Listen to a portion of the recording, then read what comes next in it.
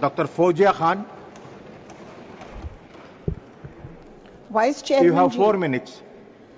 Operation Sindoor की सबसे बड़ी उपलब्धि ये है सर कि हम कुछ आदर्श संदेश देश, दुनिया और दुश्मन देश को दे सके सर।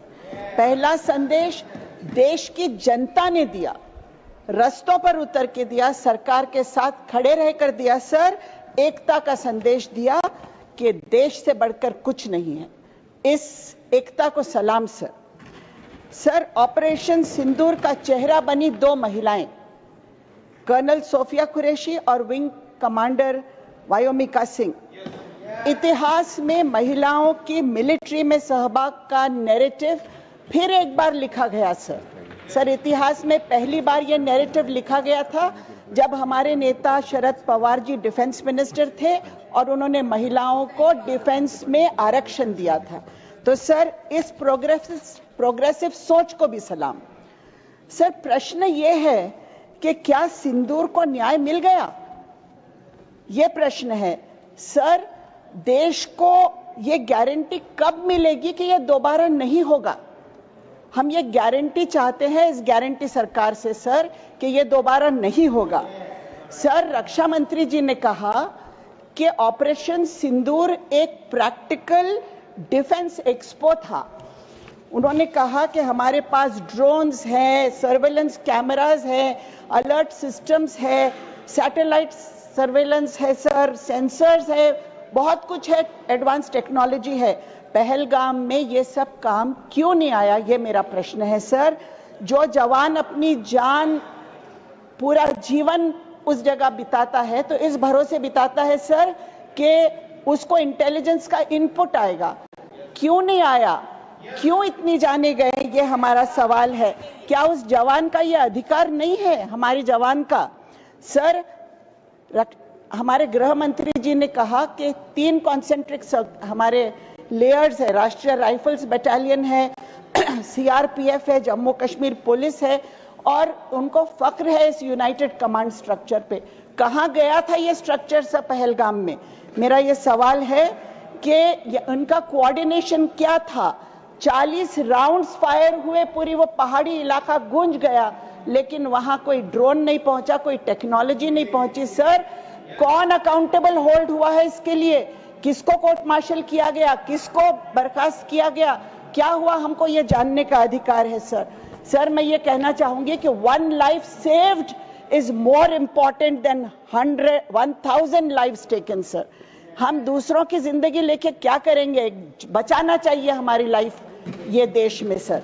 सर, सत्यपाल मलिक जी जो राज्यपाल थे हमारे, उन्होंने कुछ टिप्पणी की थी कि इंटेलिजेंस इनपुट्स मिले थे लेकिन उस पर कार्रवाई नहीं हुई। क्यों सर उस पर ध्यान नहीं दिया गया? आज इंटेलिजेंस इनपुट्स मिले हैं क्या? कहा जाता है कि इनपुट हमारे पास थे लेकिन फिर भी करने दिया गया। इस तरह की बातें भी जनता के मन में हैं। सर, आतंकी समाप्त हो गए ऐसा आप लोगों ने कहा। आपने कहा इनके अड्डे समाप्त हो गए, निश्तो नाबूद हम करने के लिए निकले हैं। सर, भविष्य की फिर संभावना क्यों? मेरा सवाल यह है कि आप कॉमा, रक्षा मंत्री जी ने कहा कि अभी कॉमा है, फुल स्टॉप नहीं है। फुल स्टॉप कब लगेगा? सर, आप ही के मुख्यमंत्री ने कहा था कि पीओके हम ले लेंगे 6 महीने के अंदर अगर हम सरकार में आएंगे। तो ले लो ना सर, हम आपके साथ हैं। हर घर, हर नागरिक भारत का आपके साथ लड़ने को तैयार है। मेरे घर से 4 लोग आकर देश के लिए बलिदान होने के लिए तैयार है। आप पीओके ले लो, फुल स्टॉप क्यों नहीं लगाते आप? क्यों आप कॉमा पे चल रहे हैं? ये हमारा सवाल है। आप समाप्त कीजिए। नड्डा जी, मेरा प्रश्न आपसे ये है, आपने 2004 से सारा बयान सुनाया, 1999 से क्यों नहीं सुनाया? सर, मसूद अजहर का क्या हुआ ये मैं पूछना चाहती हूँ। अमावस्या सिर्फ 2004 से ही क्यों, उसके पहले से क्यों नहीं, ये भी बताना होगा। सर, विदेश मंत्री जी ने डिप्लोमेसी की बात की। मैं पूछना चाहती हूँ, क्या डिप्लोमेसी के अलग अलग सिचुएशंस नहीं होते हैं? वो देश जो रावेज्ड कंट्री था, जिसको ब्रिटिशर्स ने तबाह कर दिया था, रूलर्स ने तबाह कर दिया था और आहिस्ता आहिस्ता एक मिलिट्री माइटी नेशन बना। वो माइटी नेशन आपको इनहेरिटेंस में मिला, naval might, air force might, army might, धन्यवाद। आप समाप्त कीजिए। आपका समय हो चुका है और इस माइटी नेशन को आपको देने के लिए जो प्रोडक्शन ओवर टाइम बोल चुके हैं। आप समाप्त कीजिए, मैं नेक्स्ट स्पीकर बुलाता हूं। उससे पहले I want to take the sense of the house. Shri Kapil Sibal ji wants to speak early immediately after her. Is the sense of the house to allow him? Sir, one last sentence.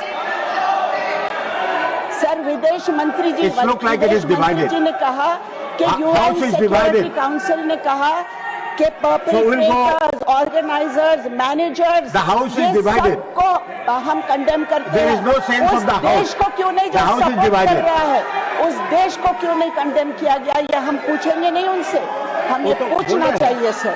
इतना कहती हूँ और आपको धन्यवाद देती हूँ सर। धन्यवाद।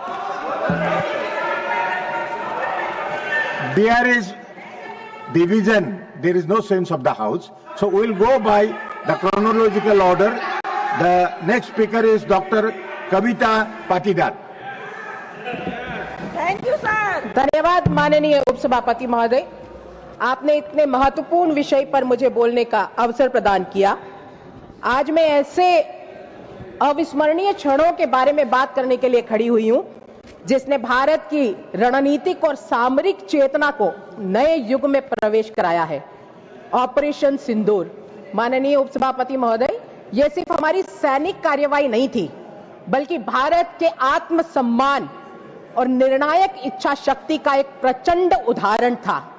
इस अद्वितीय जीत ने, जो ऑपरेशन सिंदूर की अद्वितीय जीत ने हमारे दुश्मनों के हौसले तो तोड़े ही, उसके साथ ही विश्व पटल पर एक स्पष्ट संदेश दिया कि माननीय प्रधानमंत्री जी आदरणीय मोदी जी के नेतृत्व में अब भारत कष्टों को सहन करने वाला राष्ट्र नहीं है, बल्कि अपने घावों का हिसाब चुकता करने वाला एक शक्तिशाली राष्ट्र बन गया है।